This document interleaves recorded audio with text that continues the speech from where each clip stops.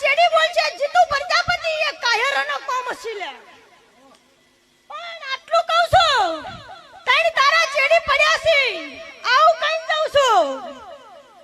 શું કહું છું